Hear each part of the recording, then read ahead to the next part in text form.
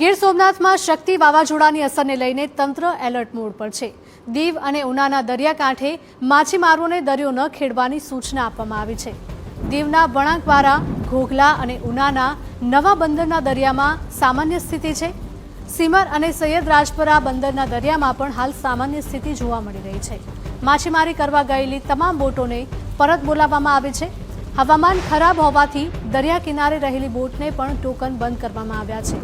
આગામી સૂચન સુધી માછીમારોને દરિયો ન ખેડવા સૂચના આપવામાં આવી છે।